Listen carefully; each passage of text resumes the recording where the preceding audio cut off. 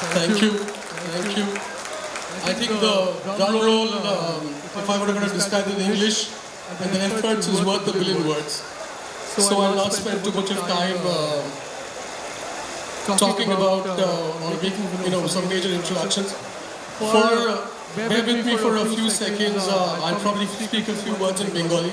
So for the audience, যারা বাংলা বোঝেন, প্রত্যেক বছরটা আমরা করি। বেশি সময় নেব না, কিন্তু আমাদের করার উদ্দেশ্যটা কি? আমাদের করার উদ্দেশ্য আমরা উইমেন এমপাওয়ারমেন্ট নিয়ে বহু বছর ধরে কাজ করছি। অনেকে আছে আমাদের মধ্যে যারা আন্ডার প্রিভিলেজ। সো সেই আন্ডার প্রিভিলেজদের সাথে আমরা we want to make N inclusive environment.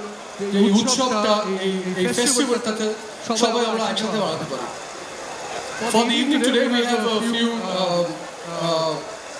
leaders, industry leaders in their own rights, leaders in the work they do, who are with us today. And we will invite them to stage one by one. The idea is to get their views on how we can create a better, stronger culture, how culture can bind us and make us a community, which probably is the global community as we speak. And that's what I want them to kind of take away from them. So, without much ado, let me introduce the guests for the evening. The first guest, the first panelist is Mr. Dinanath Dubashi. Welcome, Mr. Dinanath Dubashi, on stage. Mr. Dinanath Dubashi is Managing Director and CEO of Hankey Finance Holdings. Under his leadership, LNDH has transformed the organization focused on delivering sustainable returns through decisive strategic actions. In addition to his responsibilities as LND, Mr. Dubashi has also been here as the co-chair of FICCI committee on NBFCs and also board of industry of FIDC. He's a postgraduate from IIM Bangalore who holds a mechanical degree, and he's also been one of my earliest mentors. So thank you, Mr. Dubashi, to be here. Mr. Sarbvir Singh. Mr. Sarbvir Singh, welcome on the please come stage. Mr. Sarbvir Singh is the CEO and the president of PolicyBazaar.com. India's leading insurtech company. Over his career, Sarbvir has led ventures in industry-leading companies like BookMyShow, Yatra, Download, Zipload, and WebChutney. He's also founding managing director of Capital 18 Network 18 Venture Arm, regional advisor for L&T PEG. Sarbvir is a graduate from IIT Delhi and holds an MBA from IIM Ahmedabad. Thank you for joining us, Mr. Next guest for the panel today is Mr. Anand Ganapathy. Mr. Ganapathy, please come to stage. Mr. Ganapathy is VP at Dell Technologies and comes with 27 years of rich experience in various facets of business, primarily anchored on information technology. Anand is a chemical engineer following his pursuits postgraduate in management from Xavier's. He is born and schooled in Kolkata, Don Bosco. So we do expect a few words of Bengali to slip in. And an avid wildlife photographer, traveler and interest have introduced him to a broad spectrum of cultures. Thank you for joining us. Next on stage, and probably does not require much introductions, Zainab Patel. Zainab, please come on stage. Zainab Patel is a transgender person and one of the petitioners of National League Service Authority versus Union of India on transgender rights. Wow. As an Aspen Global Fellow, West Indian representing National Council for Transgender Person, Patel has worked on issues related to health and social development over the last 20 years. She's formerly served as National Manager for Health and Human Rights as UNDP in India, and Regional Policy Advisor on Human Rights, Asia. Currently, she serves as the lead, diverse inclusive lead for Pernod, India. That's not enough. Let's welcome the next guest, Hankey. Mike is the Consul General, US Consul General in Mumbai from August 2022. Since joining the Foreign Service in 2001, I'm sorry, Mr. Hankey has led teams to build deep and productive links with political advisor, politically, economic and media partners with Middle East, Asia, Africa and South Asia.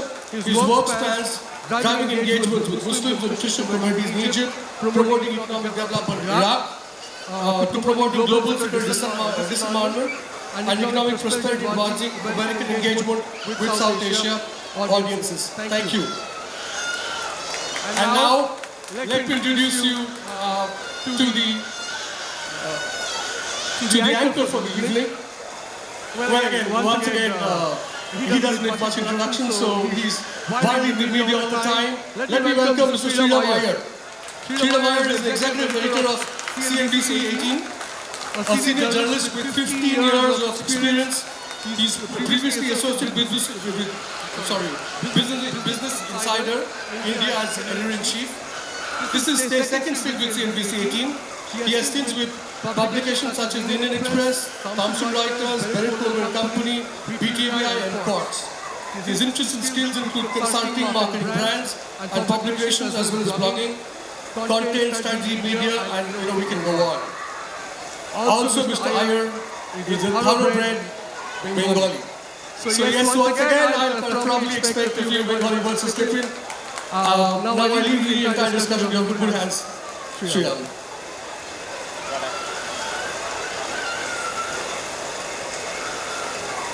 Check. Thank you so much, Anand, for a very generous introduction. এত বার খাওয়ালে কেন আমি বুঝলাম না, এত কি লোকে সাবস্টেন্সটা কিছু করে লোকে জেনে যাবে, কথাবার্তা শুরু হলো। হ্যাঁ নিশ্চয়ই, যা হাততালি পেয়েছি নিয়ে নিলাম, তারপর এখন দেখবো কি হবে। আপনাদের সকলকে আমি এই দুর্গোৎসবের, প্রবীণ বলেছে যে এটা শুধু পুজো নয়, এটা একটা উৎসব, in the spirit of inclusivity. So এই দুর্গোৎসবের শুভেচ্ছা জানাই। আর এত বড় একটা স্কেলে, এত বিরাট স্কেলে প্রত্যেক বছর আপনারা এই মুম্বাই মহানগরে বছরের পর বছর এরকম একটা অনুষ্ঠান অর্গানাইজ করে যাচ্ছেন, তার জন্য আপনাদের সকলকেই অভিনন্দন জানাই। এটা ভাবা যায় না এত কত কাজ আর কত জন আর কত সময় লাগে। And each one of you is a working professional. Like I've seen all of you, and that you take time out for something like this is amazing, according to me. আর এখন কথাবার্তা শুরু হবে, কিছুক্ষণের মধ্যে ইংরেজি ঘাটাবো, সঙ্গে থাকবেন, শুনবেন। আমার চোখে এটা একেবারে অকল্পনীয় যে কয়েকজন অবাঙালি এখানে বসে সংস্কৃতির ব্যাপারে আলোচনা করবে আর এতজন বাঙালি বসে শুনবে।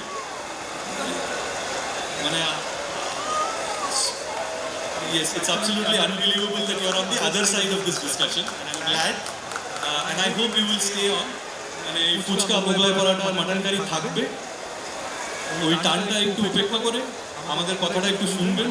আমার কথাটা তো আমি তো খালি প্রশ্ন করবো, এদের জবাবটা শুনলে কিছু একটা ভালো মাথায় ঢুকবে, আর the spirit of inclusivity will sort of get enhanced further. That's my hope. Thank you everyone, and thanks to each one of you. I'm not going to waste time introducing them again. We all know who they are, and let their words guide us through the goal that Shantanu just laid out for us. So let me take my tool for the questions.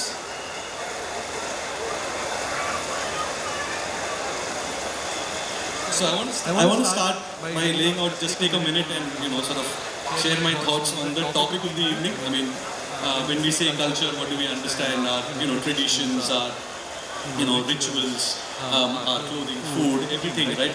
Our the pop culture that we consume, and of course it's a binding force. Today, if I don't know if there is somebody from Korea here, and I'm sure there are 100 people who will meet him and say, oh, I like that K-drama, I like this BTS song, and we will have so much to sort of share with a person who we have absolutely no connection with otherwise. In our own everyday lives, two people with extremely different lifestyles, extremely different purchasing powers, our plates might be extremely fancy, but the food and the recipe that goes into making that food is pretty much the same as the person who's probably serving you. And that, I think, is the power of culture, and that's the binding force that that this organizing committee wants us to focus on. I want to sort of add a layer to it. We might, our love for a BTS song or a K-drama might connect us with somebody in Korea. Our love for, in my growing up years, my love for metal music, helped me connect with a lot of people in America or UK. But when we play that music loudly, our neighbors get angry. So as much as we connect with people so far away in this information age, we are constantly, culture is such a thing, it includes so many elements, but when you take things based on what you like, who you like, what you have in common with, who you have in common with, you also end up excluding things, in the process. So it can be an excluding factor too. How do we stop that from happening? And I think that's what my focus is going to be. How do we sort of allow this proliferation of culture to help us come together more often than not? And I'm going to start with you, Mike. Because you were the last to be introduced, I want you to be the first to answer. Right? So in today's context, like I said, cultural exchange, and you're here wearing the clothes that you are. It's a proud moment for any Bengali, any Indian, to see you embrace, what we here practice. So you have broken a barrier in this little act. Why don't you share your thoughts on, how far can this go?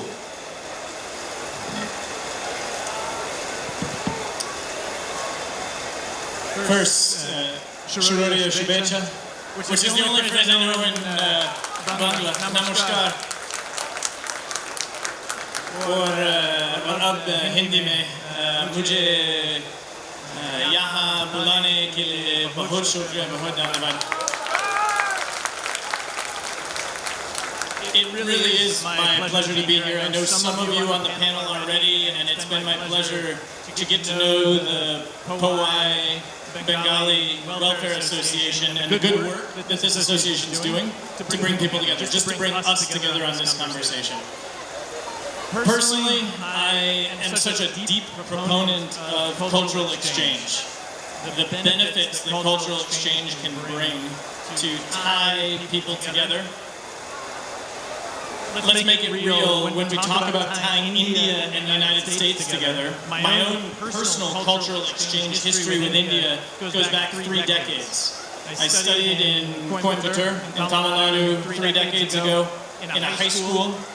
I had the pleasure of celebrating New Year's in 1996 in Kolkata and enjoying a few weeks there in West Bengal. And today, the whole theme of cultural exchange brings us back together. And that's on a very interpersonal basis. I think based on the relationships that cultural exchange can build between two people, whether it's within a country or internationally, there's so much that we can do. When I think about cultural exchange, and I think about the ties between the United States and India, we've had diplomatic relations for 75 years, and those are based on the relations that are driven by 4 million Indian Americans who we welcome to the United States, Bengalis included. It's driven by a very deep shared appreciation on the importance of democracy and freedom and diversity. It's built on deep business ties that are begun maybe over a meal, maybe over sharing a beverage, maybe over talking together and appreciating each other's culture. To give you some examples, this cultural exchange between our two countries has led in the last 75 years to where we're at today. India's #1 trading partner is the United States. $160 billion of trade that goes on is built on interpersonal relations. $13 billion of investment from India into the US and $45 billion of investment from the US into India. That relationship is also strengthened year on year with a total of 200,000 students from India studying in the United States. Just as I came here as a student, now we have 2 lakh students studying in the United States. And I just want to interrupt. I think we broke a record this year. Yeah, thanks for mentioning that. 2 weeks ago, India broke a record by achieving the #1 position of all countries in the world to send students to the US, including 82,000 just this year. I hope next year we can even surpass it. Let's see if we can get beyond 1 lakh. Let's see if we can go further. And you've got the people if you've got the space. Yeah, but we're doing everything that we can to get those students through, to get them visas. Processing visas. That's exactly right. And that's our priority. The visas and these business connections. But what's it all going to be built on? It's going to be built on people who understand each other's culture. On the back of that cultural understanding, we can make business advances, and I firmly believe our two countries working together can support and build an even more prosperous, stable, and secure world as India and the US lead into this next century. তাদের যদি কিছু ভালো লাগলে চট করে তালি দেবেন, so that our panelists know that the point is reached, right? Don't slack on that one. So, Zainab, since you're sitting next to Mike, and thanks Mike for that very hopeful projection of what India-US relationships can go. Zainab, and like Shantanuda was talking to us before, this, and he was giving us a brief on what he would like to talk to us about. And this year, this organization is taking the conversation beyond women to include LGBTQIA+, the community into the fold. And because it's about including people who are otherwise not included in our everyday conversations, practices, rituals, etc. Now, here I want to talk about culture as a marker of our identity. What we wear, what we eat, how we sort of dress, how we speak, the accent, everything says something about where we are from and where we belong. And in that, there is a specific challenge that the queer community faces in sort of reconciling their religious identity, their social identities, and the associations that they have from their growing up years. And at that moment when they decide to come out and they sort of come face to face with their, what their future is going to be, much of their history and the associations that they have is part of a traumatic past that they would rather leave behind than carry with them in their future. Yes, they might find new friends amongst other queer people and who share their values and virtues and all of those things, but somehow the identity that brought you so far cannot be part of that. And that must be a really tough moment. Why don't you tell us some of your lived experiences? Okay, thank you. Because सब लोग ने यहाँ पे थोड़ी बहुत अंग्रेजी, थोड़ी बहुत बंगाली में बात करी, मैं मराठी में बात करने वाली हूँ. कसं काय मुंबई? Okay, जब मैं पैनल में आ रही थी, तो somebody asked me, oh my God, this panel is full of men and there's just one woman representation, and I said, just like माँ दुर्गा, एक नारी सब पे भारी. So thank you, दिल से आभार कि आप लोगों ने, you invited us, and look at the diversity on this panel.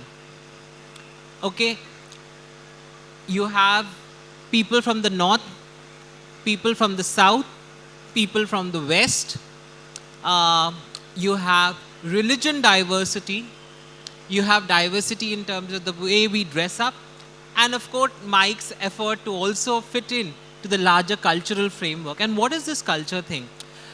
I want to start by talking about a very simple fact which is mentioned in our Vedas.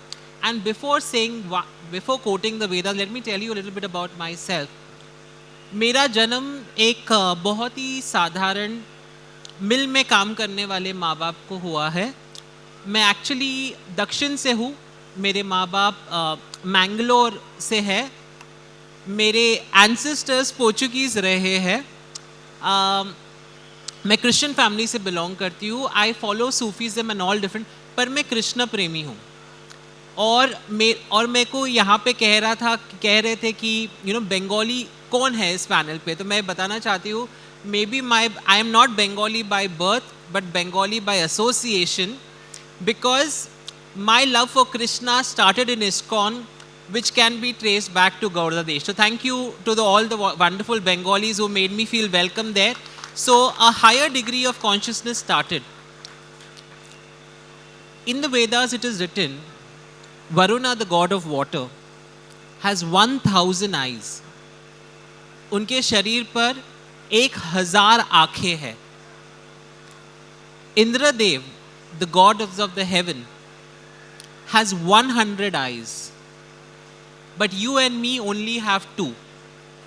So with that 2 eyes and a ear, we have to find out that within the infinite myths lies the infinite truth.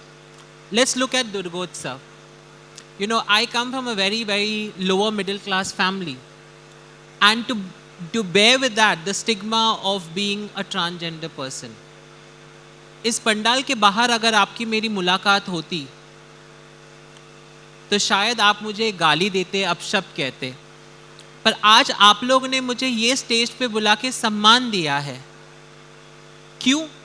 क्योंकि in this whole festivity, the whole culture piece, you are trying to accept everyone. Just like Ma Durga is accepting of everyone who is coming. She is not distinguishing, is this person black, is he white, is he wearing red, is she a woman, is she a sex worker, is he a chamar, is he a SC, is she an SC, is it a person of the same faith? And I think that is the biggest challenge today, that the moment we see a person, 30 seconds flat, I will make up my mind whether I want to associate with that person or not. मेरे sir पे कहीं पे लिखा नहीं है कि मैं समलैंगिक हूँ या ट्रांसजेंडर, पर आप लोग वो गेस कर लेते हैं. क्यों भाई? आप जैसे That's the tricky part, right? Identity. Identity. Yeah. But look at me. Today I lead, you know, between most of the CEOs that are there, I'm the chief people's officer of an organization. I'm in charge for what culture is. How do I build that culture? And that culture will be incomplete unless you belong to me and I belong to you. So when we talk about lived realities, let me tell you one thing. जो लोग यहाँ पे दुर्गा माता की प्रतिमा जो हम sex वर्करों के आंगन से मिट्टी लेकर बनाते, उनको लगता है कि ये लोग कितना इजी काम करते हैं. मैंने रास्ते पे धंधा किया है और वहाँ पे कोई मर्सिडीज बेंज से आने वाला इंसान नहीं है, ना कोई कलोन पहनने वाला इंसान है. आपके बाप, बेटा, भाई, दादा की उम्र के लोग आते हैं और आपकी मानसिक भी उतना ही बलात्कार होता है जितना शारीरिक बलात्कार होता है. तो पहली बात मैं आपसे ये कहना चाहती हूँ, प्लीज़ अगर आपको भारत बनाना है महान, इफ़ वी आर सेइंग ये अमृत काल है, तो अपने अंदर का थोड़ा हलाहल निकाल के बाहर रहो और ये अमृत सब में बांटो.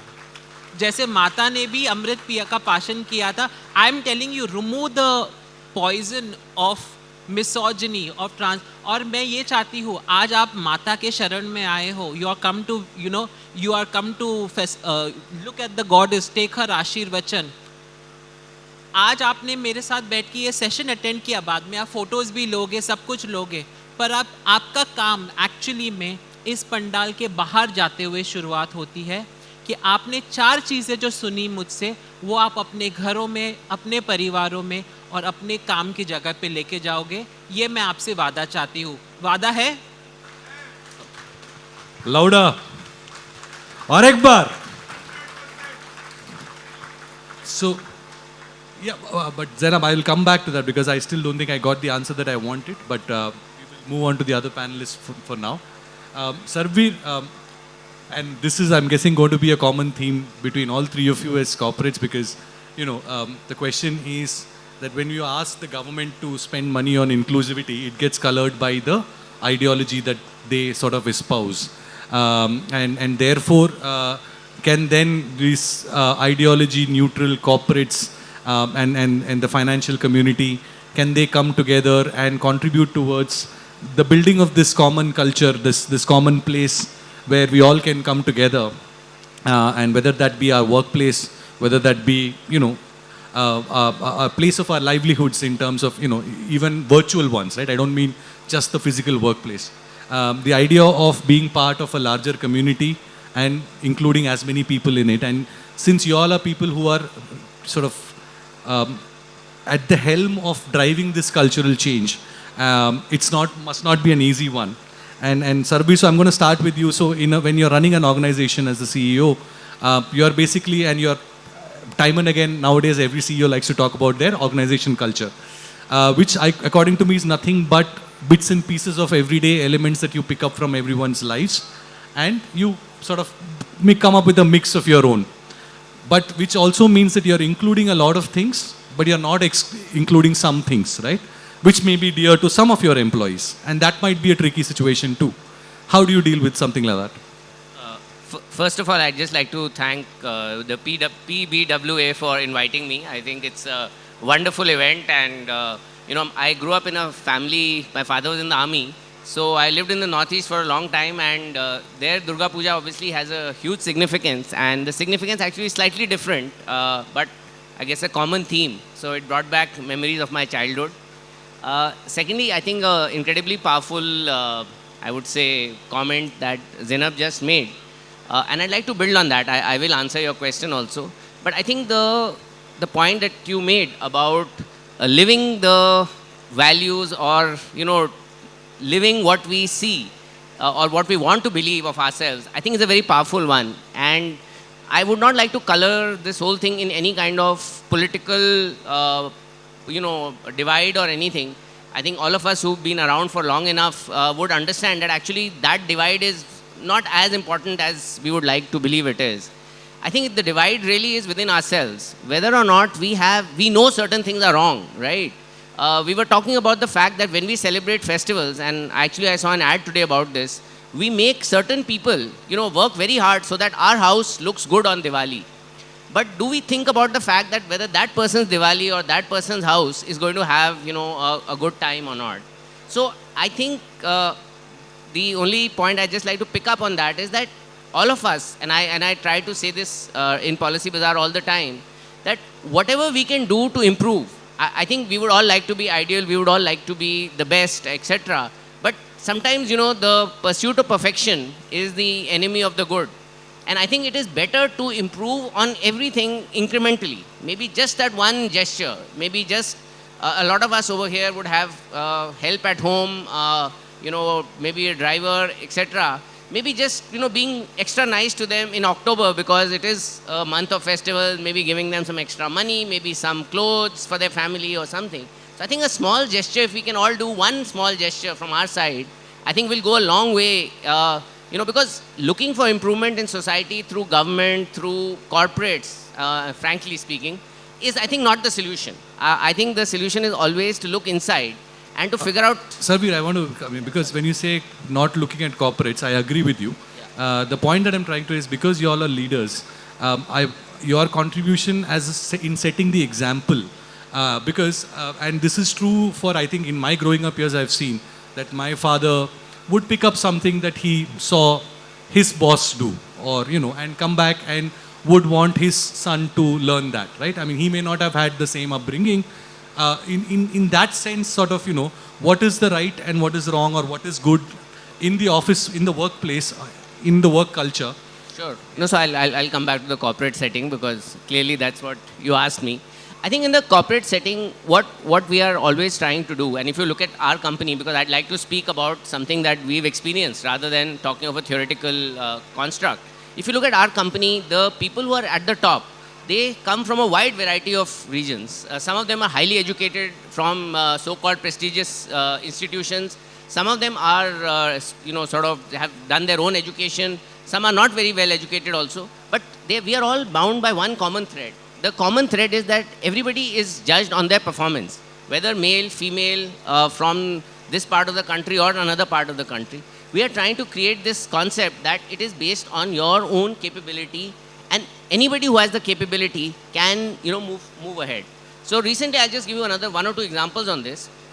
We have a huge number of sales advisors. So our company, we employ over 10,000 people, of which 8,000-9,000 people are sales advisors. So we recently started a program where we conducted an aptitude test for the sales advisors, and we have now selected 7 of them to join management. Now, for us, it's not such a big deal, right? We could have found these 7 people by going to a campus, by hiring from somewhere else. But I said that let us give our people a chance. If we are talking about it, let's give them a chance. Now, the amazing thing about this is that these 7 people have taken a pay cut to join management. Because actually they were earning far more money in sales than they are going to earn in management to begin with. But they said, all 7 said, we prefer to be in management despite being paid less. In some cases, 50% less than what they were earning. Yeah. So it just shows that finally to do all the things that we are talking about, like the example you are giving about culture, the culture is set by these actions. I'll give you another example. You may not be aware, but even in 2022, women, housewives, are not allowed to buy term insurance. So if you're a housewife, you are not allowed to buy term insurance because there are some concerns around it. And we sort of went into the real issue and we said, why? Right? And we went into the data, we found that there was no moral hazard, etc. So for the first time, about 6 months ago, we have introduced policies for housewives. Now, when we introduce these policies for housewives, the take-up, you know, it's very interesting. Even within the company, I had to make, so there were always references to women, to those policies as non-working women policies. So I said, what you really mean is not non-working, you mean non-professionally employed women. Because after all, they are working very hard, right, at home. So again, I think these are the kind of things that you have to do, or I think as leaders, I think that goes a long way in creating the kind of empathy in the choice of words. Some of the greatest philosophers, living and dead, would be proud of you. And thanks for doing that, Sarbvir. I think, I could ask the question again, Mr. Dubashi, but, do talk to us about what companies can do to create that empathy that's required to coexist at a time when culture is worn on the sleeve. Thank you. I'll come to that in a minute, but I'd just like to paraphrase that culture, like anything else, you call it culture, religion, like anything else, can be used extremely positively of a uniting force, and it can be used very, very poisonously like a dividing force.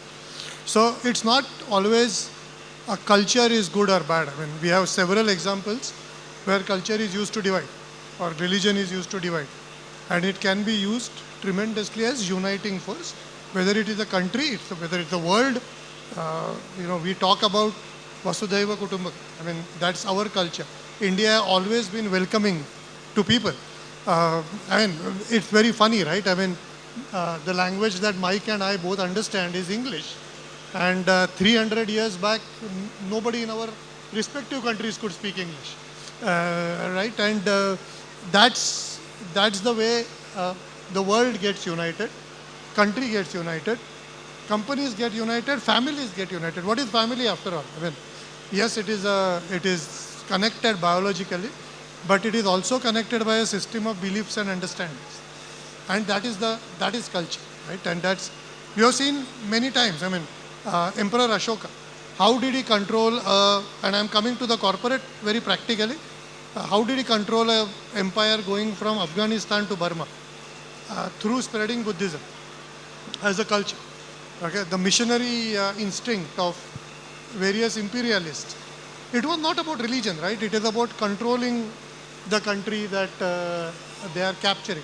That's the power of culture, and what we all leaders, leaders of a family, of a company, of a country owe to everybody is to use this culture as a uniting force and not a dividing force. That's what I would like to believe always, because there are so many negative things one keeps hearing about being religious or religion, culture, everything.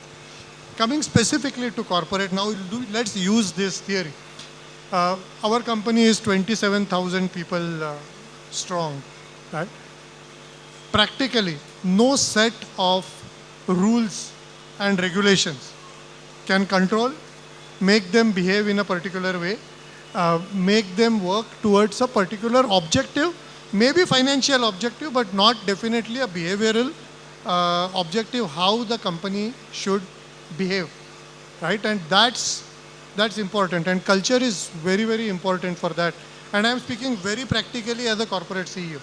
It is a necessity to just run the company, right? And that's why we keep talking about our values, and they are very basic values on a day-to-day basis. And that's how we try and unite our people, which is 27,000, and then customers, which is about 2 crores, and their families, trying and putting that. Now, these values are very basic. We first talk about integrity, that all the time you will do what is right, what you believe is right, at even a cost. We talk about discipline, that today's work you will finish today. We talk about ambition, that you work every day to make tomorrow better than today, whatever job you are doing. And we talk about pride, that your today is better than yesterday, and we are proud of that we have worked to make today better than yesterday. And now this we try and do every day, and then magic happens, right? And that's how culture spreads. Goals, corporate goals, financials get achieved. That's not important. Important is nobody from our company should behave different than this. And of course, as you said, there will be outliers. There will be outliers. It is important that the leadership shows what behavior is encouraged and what behavior is zero tolerance. This is how we bring up our children also, right? That to bring up your children well, you have to show what is zero tolerance and what behavior is encouraged. And when you do that, slowly the corporate culture takes over. That's what companies stand for, right? And when you say the name Larsen & Toubro, L&T Finance, it is something that we stand for.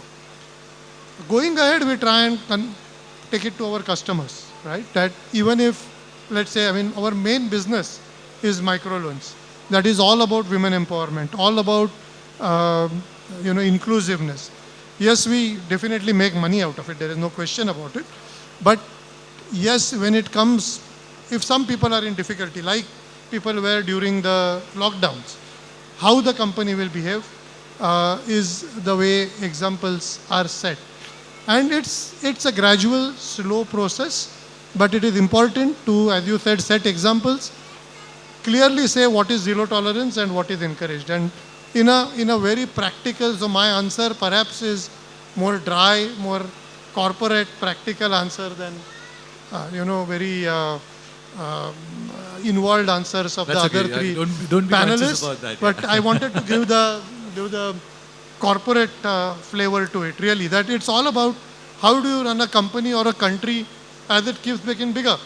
And that's where it's a set of common beliefs and understandings that it becomes, and it is more powerful than any rules and regulations that you can find. I think what he's saying is to sort of find, focus on things that you have in common with people than the ones that you don't, and than our differences. I think that's a great point, Mr. Dubashi. Thank you for... yes, that's the spirit. A little bit of...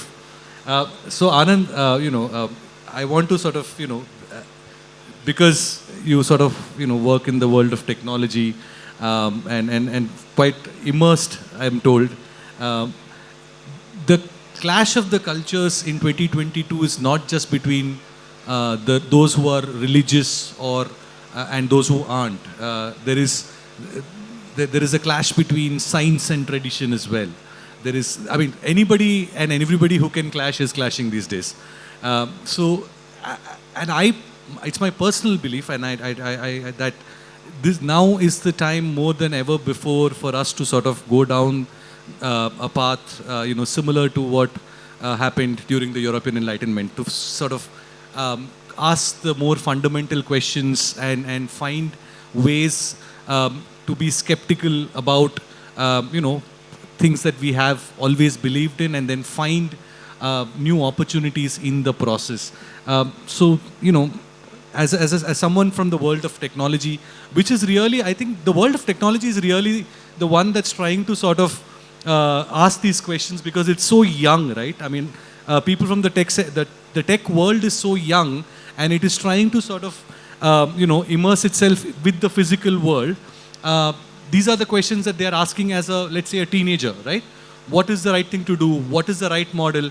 When I'm, as a tech entrepreneur, when I'm starting a business, what are the values that I should focus on, right? How do we sort of, what's your experience on how this is playing out right now? Hey, first of all, I kind of want to step back a minute and, delve into, a little more into what is this thing called culture, right? I think I would define it, and this is from my personal experience, it's about shared experiences, right? I've had the good fortune of living and experiencing different parts of the country. over my life, be it in Kolkata, be it Bhubaneswar, be it Kakinada, be it Chennai, be it Bangalore, Bombay, Delhi. So, and as I've lived there, you know, there are things that happen among the people there that I don't connect with. But there are a lot of things that I do end up connecting with, right? And that's why I'm calling it the shared experience, right? Now, I want to take the example of Mike here.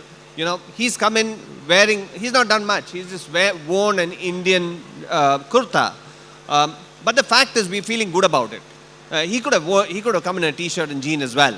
But we're feeling good because he's made an attempt to embrace or try and be one among us. He's made that attempt. And that's the point of culture, right? And we're feeling good about it. And that's the point I'm making. The whole game of culture is not for him to come and say, you know, to embrace everything that's happening here. The point is for him to come and say, I'm willing to participate in your shared experience. I'm willing to be part of what you're doing, as long as it doesn't hurt my experience or what I believe in, right? And when you look at your personal lives, when you look at corporate life, or when you look at this point around what's happening, you know, with technology today, I think that basic fundamental holds. And I'll stress a little more on the corporate before going into the technology part. When you're putting together a team, when you're putting together a bunch of people, now they're going to be disconnected because they've come from different backgrounds, different shared experiences. And it's impossible for a corporate to say that, you know, I'm going to embrace all your shared experiences, which is why there is this intermediary, if I may say so, called a corporate culture, which kind of has a few elements that the corporate believes in or is willing to subscribe to. And those are the ones that you really emphasize. The other parts of the culture, like, you know, when some of us connect, you know, when I connect with the Bengali, I feel part of what is happening. I don't understand everything that's happening here, but I feel part of it. Similarly, when I connect to my roots in Chennai, that's my personal part. So there's a culture part on the personal side, there's a culture part on the corporate side, and then comes in technology, which kind of becomes the disruptor.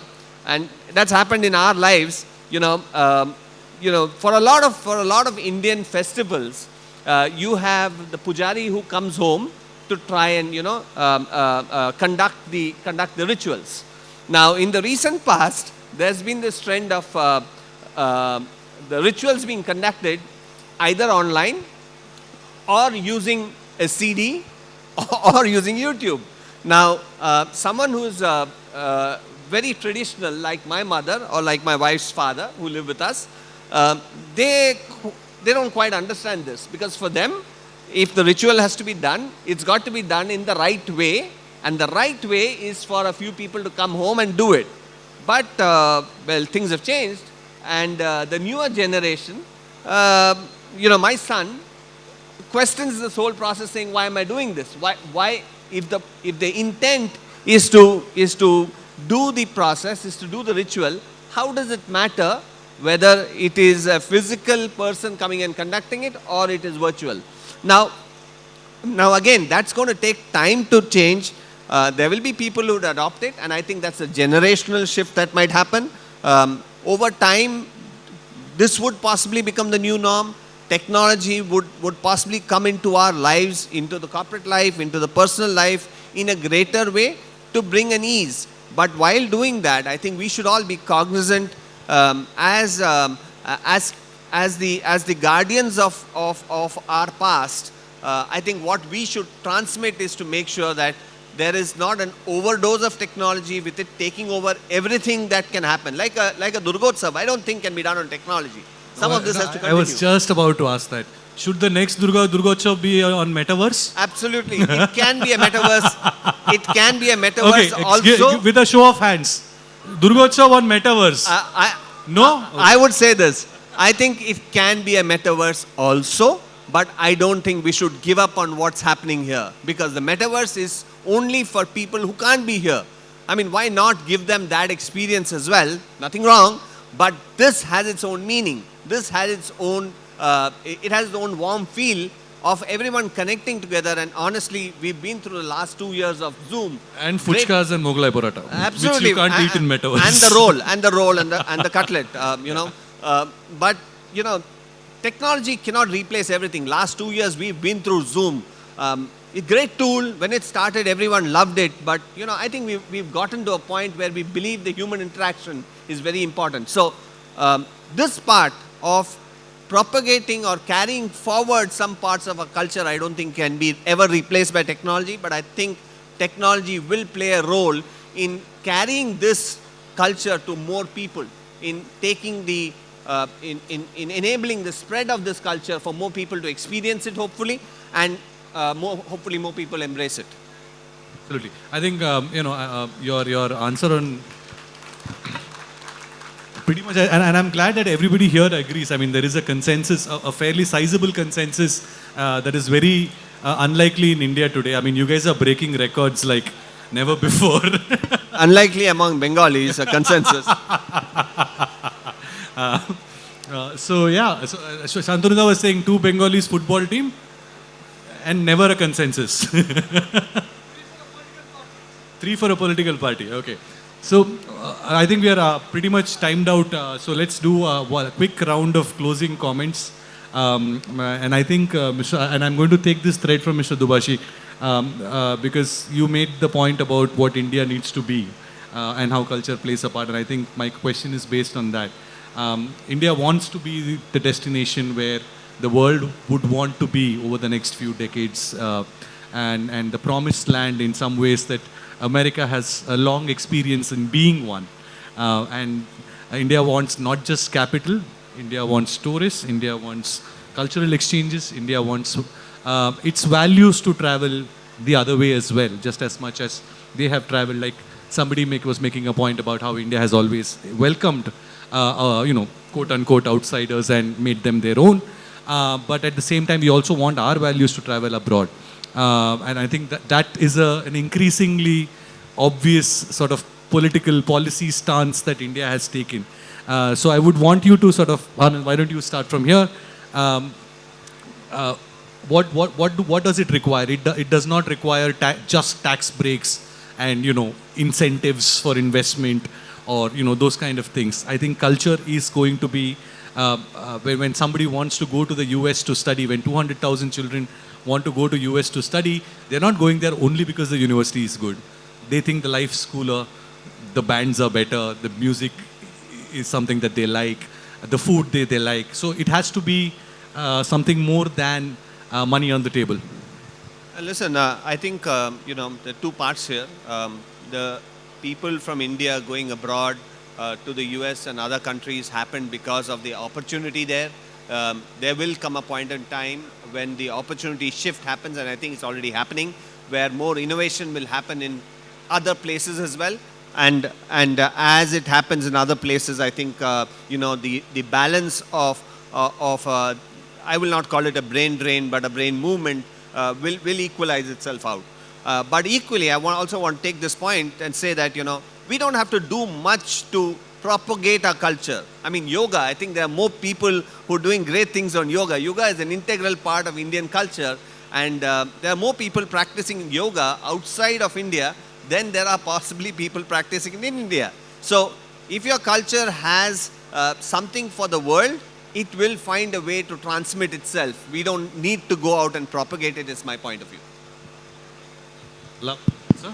Yeah, I think just to follow up on the yoga, last 2 years of the pandemic got Namaste in vogue, right? I mean, everybody, including the Queen. But and I do want to say that I didn't agree with those who said that we always did it because of safety. No, I mean, we just shook hands here. Yes. So, we have easily forgotten that before. Not really. But, again, there are obvious things that the country needs to do, right? I mean, obvious things like better education, better infrastructure, more investments. Those are obvious things. But let me give you my own example. I was in the Gulf, 15 years back. I'm a returning NRI, came in 2007. Before that, there were some relatives who used to stay in US and all, and when they used to come back, they would get goodies for us, and kids would line up, right? I mean, today when I think of those goodies, we classify them as junk. I mean, if somebody comes and gives them, we will get insulted, right? So things do change, and we are always in a hurry to change, which is a good thing, no doubt. But yes, I think one advantage of the white hair is one has seen things change drastically. I remember when I was in the Gulf, I used to come here and say, oh, you know, simple things like malls in the Gulf, India, it is not there. And today there are experiences in India which can beat everybody. So things are happening. We'll move ahead. There are things that we can do to do it faster. Okay, 3 recommendations for experiences that people can go and have. I would say a few things. And this imagine it comes from a 56-year-old man with white hair, so may sound a little bit preachy. I think there is one value that we Indians have, and that is gratitude. It is a value which perhaps is fast depleting. It's a value depleting because we all have this feeling that I have earned this, right? And I see things saying that behind... I have a thought on this. I think we are a young country, and a young man, woman, we always feel entitled. Entitlement versus that gratitude. Is the general feeling. We are in our adolescence as a society. Absolutely. I mean, I actually come down heavily on somebody says that I have earned it. Obviously you have, but your very birth was given because your mother suffered for 9 months, right? So it's the feeling of gratitude is a very basic of Indian culture. As I said, Vasudhaiva Kutumbakam, we have always been welcoming. I mean, when Buddha tried to start a new religion, we just made him the 9th avatar of Vishnu, right? I mean, appropriation is also very natural to India. We have been very appropriating, very inclusive. We don't look at, we attack and we defend ourselves more than we attack. I would like you to take on this after this, remember. So that if I have to give one thought, not 3, is be grateful for what... No, I was asking for 3 experiences in India that you can't find elsewhere. Oh, okay. Now that could be a theme park, that could be a music fest, that could be something else. Once again, I will give you one, and which very on culture. My own experience happened just a few days back. I had gone to Shirdi, and this is not about religion, it is about culture. I had gone to Shirdi, and I saw 2 cars almost colliding, and then the normal BCMC, everything started, and it became a very confrontationalist situation till one person happened to say Om Sai Ram. And the other person just said Om Sai Ram, and the situation just relaxed. I have a similar story in the other station. So there's one thing I want to say here, one experience that you can't find anywhere. Try finding a good puchka somewhere in the world. That's outside of Calcutta. Try finding? Outside of Calcutta. Try finding so, what? One good fuchka station. Fuchka, yeah, Pani Puri, yes. For those fuchka, yes. Pani Puri, yeah. So I have a recommendation. In Delhi, there is a UPSC office. Right outside it, there is a guy which is not fuchka, but it's equally good. It's amazing. It's as close to fuchka as it gets, and I'm militantly, violently in favor of fuchka versus the rest of it. So we'll come to that. So yours was Shirdi experience, yeah, okay. Along with your answer on what India needs, like I said, one cultural experience that you would advise anyone here to go and have. Yeah, I think a lot has already been said on what India needs. I think we have a lot going for us. I think we just need to go down this path, and I think the world already sees us as very attractive, and if we continue to go down this path, it will happen. I am very similar to what Mr. Dubashi said. I had a green card, which at that time was considered the height of sort of being privileged, and we just gave it up and we came back to India, and I think we couldn't be happier after that. I think the second thing I would say, which I think we can do, which is that I think we need to talk more about our own rituals and our own strengths. Like yoga is now something that is being well propagated and is well understood. But even a festival like what we are gathered here for today, see, at the end of the day, Goddess Durga stands for feminine power, stands for essentially things that she was able to do, things that the male gods were not able to do, right? That is the whole context. But I think we need to give this a slightly more modern twist. I mean, if we can have Bengali sweets which are cappuccino, sandesh and those kind of things, then I think we need to also take this point that feminism is not just about lean in and other maybe concepts, but maybe something like talk more about our own examples. So that's what I would say.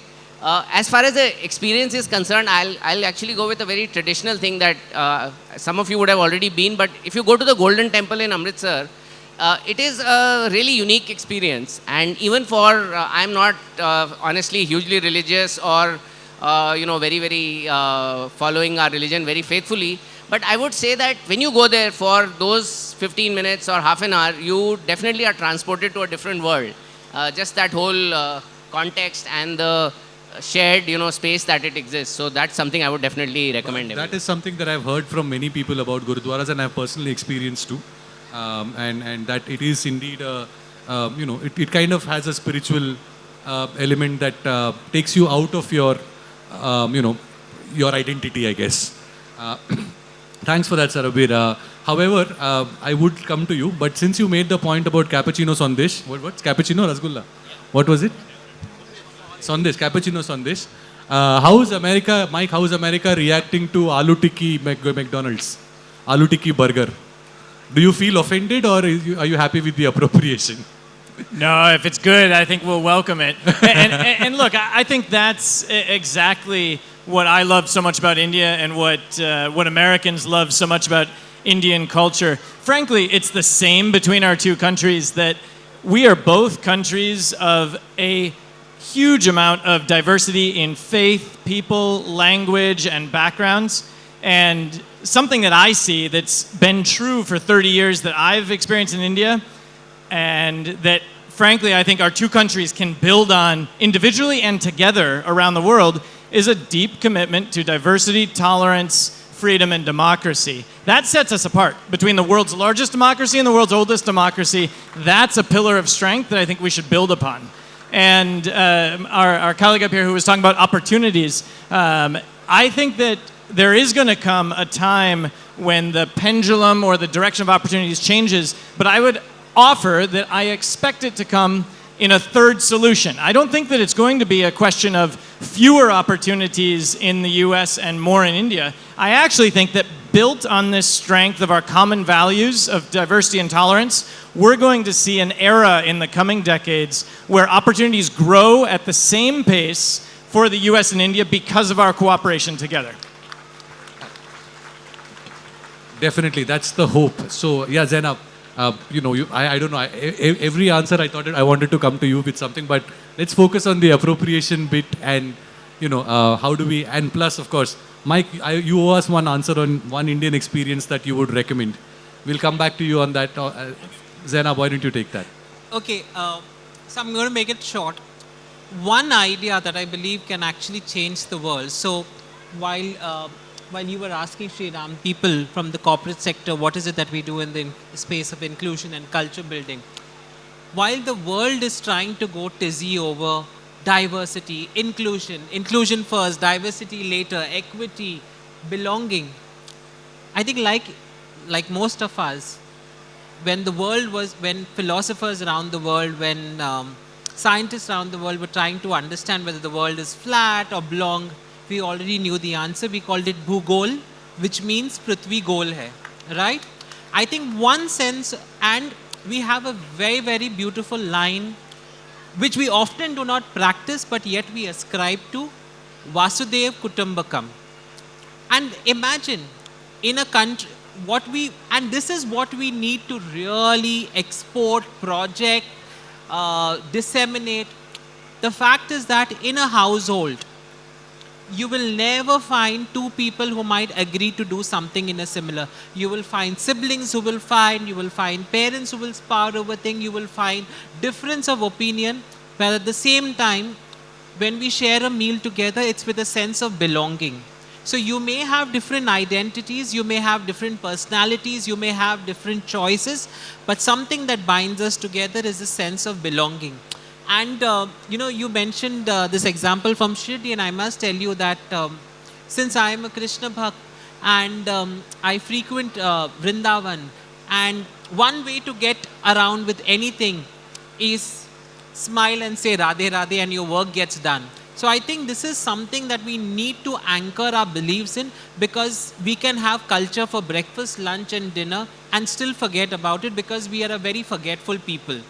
But if we say that we make an effort, just like this pandal, where you have non-vegetarian food sitting with vegetarian food, you have probably Hindu, Muslim, Christian, Sikh people on this panel.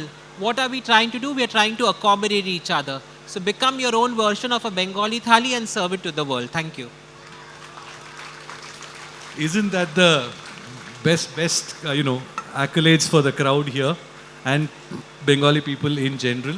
And I think especially in the space of queer rights, over decades, I think Kolkata as a city has been much ahead of the rest of the world, and that's something that we have to pay our gratitude to that. The first Pride March of India was held in the city of joy, Kolkata. Before a time where people even accepted us, there were people walking through the streets, hugging people, spreading that message of joy. So Viva Kolkata. So in many ways, the Bengali culture has shown itself to be a more inclusive one. So Mike, and you also, Zainab, you didn't tell us one Indian experience that you think is not available in the rest of the world. Mike, you can go first. Yeah. Look, there's a lot, but the one that I will focus on, I think it's appropriate for tomorrow's celebration of Gandhi Jayanti. I just had my first trip last week ever to Gujarat, and I've visited over many years many different sites connected with Gandhiji, but last week I got to see the work that the staff at Sabarmati Ashram are doing to make Gandhiji's philosophy and perspective relevant and real in an era of WhatsApp and technology. It's so far from the spinning wheel and the chakra and the khadi, yet this staff has done a great job to help students, foreigners like me, and others from across India's diversity really appreciate lessons from Gandhiji of tolerance and inclusion. And I just think that's amazing, and that's a strength India should continue to build on. Definitely. I think that's a great note to close this conversation. If there was one thing Mahatma Gandhi stood for, was empathy. I think diversity and inclusion begins with acknowledging that there is a difference in the pace, the privilege that two people come from, and that one ought to be given the you first, pehle aap, and that that's a great note, Mike. Thanks for invoking Gandhiji here, and thanks each one of you panelists here for making the points that you did and leading by example, ignoring entitlement, and of course traveling as many places as you can, going to as many places as you can, and work there, meet the people there, interact with them, and be a better version of yourself for tomorrow. And with that, thank you so much. This is Sriram Iyer, and I hope to see you again at one of the food stalls. Thank you. We'll probably take another few seconds. Thank you. This discussion was at the minimum overwhelming. So thank you for your time. Thank you, Arun. Thank you, Dinanath. Thank you, Sarbvir. Thank you, Zainab. Thank you, Mike. And we really appreciate you taking off your evening to spend with us. I do hope you'll spend some time more at the venue and enjoy the festivities. Before we kind of say bye to everybody, if you remember that small story that we talked about in the room about life starts at 4 o'clock in the morning with filling up water and kind of finishes at 9 o'clock in the morning when the husband's gone back, we'll introduce you to some of the women who've been working very closely with us. Hopefully we've been able to make them economically independent, but more important, intellectually and emotionally. So tell me, so this is a little bit of a view on that. They want to give a bit of their thanks to you for being here and talking about them. So let me introduce them. These are all people who've been with us for the last few years. So let me introduce first Meenal Patel.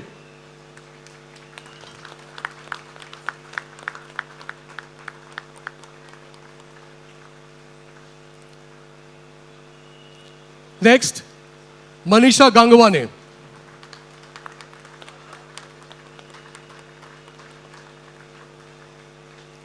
Next, we request Rekha Patil to come in. And Manju Rajbhar.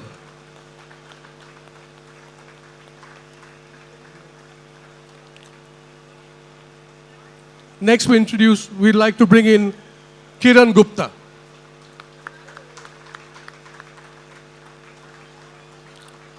Thank you very much. Thank you. It was lovely to have you, and we hope to have you again. Thank you. One photo. Okay. With the ladies here. Please come in. Ajay. आप आ जाइए.